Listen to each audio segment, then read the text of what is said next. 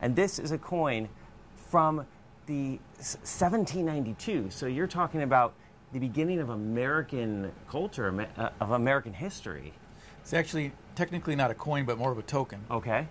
A coin would be struck by an official mint. This is a private token. It's considered a post-colonial, U.S. colonial token. It's an incredible piece, looking at that.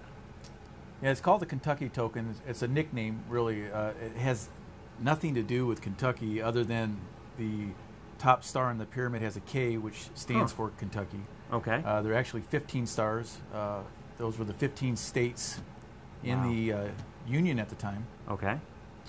And how does a coin like this survive for well over 200 years?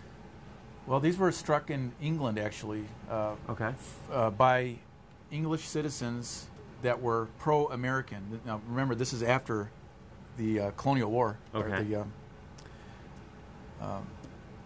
American Revolution. Okay. And a lot of English citizens were very happy about that, so they struck coins. This is a pro-American coin for America, and it was, most of these would have circulated not in Kentucky, but along the eastern seaboard. Oh, wow. So in 1792, the U.S. Mint was not yet established, and there was a shortage of small change. So this token was actually used in commerce day to day by American citizens. And we know they circulated in the United States because they've been found with metal detectors. That is incredible. So, and then back then, this token, I mean, you can actually buy a meal, you can buy, I guess, an animal. This is used for the day-to-day commerce, and this is one that's actually been NGC graded. This is extra fine 45. Right. So for something that's over a couple hundred years old, this is an incredible find, and is definitely something that you don't come across very often. No, they're quite scarce and underrated.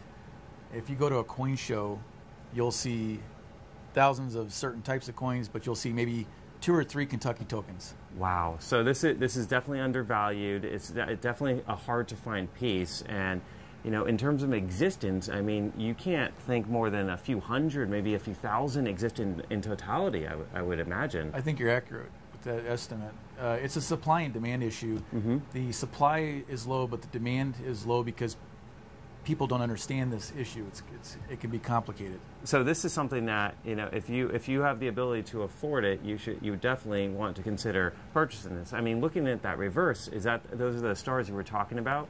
15 stars, one for each state. Kentucky's at the top. It's actually a Masonic symbol. If you look closely, it's tilted a little correct there, but if you, it's a Masonic symbol, and we know that it was struck between 1792 and 94. There's no date on it, but we know it was struck around that time because Kentucky was admitted, or became a state in 1792. Oh, wow. And so it's between the 1792 and 1794, but this was before the metal press. So are these hand pressed kind of pieces, or this was machine pressed? Struck on a screw press in England, and the following year the U.S. Mint was established, and they began to strike 1 cent pieces. Oh, wow. They were far more inferior than this piece. This is beautifully engraved and struck because the British were far more advanced in the art and science of minting coins. It's definitely like a work of art there, and this is NGC graded. I mean, the price right now for this piece is just $1,499. So, I mean, thinking about the history and thinking about the rarity of, just a few thousand out there and something that is this old, I mean, you could definitely expect something to go, you could definitely think, oh, I would be imagining an extra zero on the end of that, but for under $1,500, this seems to be definitely an undervalued coin, and in my opinion, almost a steal. Well, in this grade range, it's a special piece in the sense that it allows collectors to actually afford one of these. I've sold higher grade examples for many thousands more with red coloration, very high grade. And you mentioned red there. There are three designations for all coppers and tokens: red, brown, and brown. Right. So, and this would be the brown example. That's because it's circulated. Okay.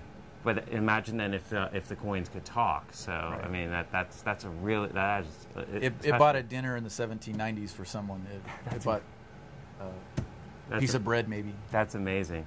$14.99. What an incredible piece. And we are going to move on, but please definitely look at that piece. It is an incredible opportunity right there.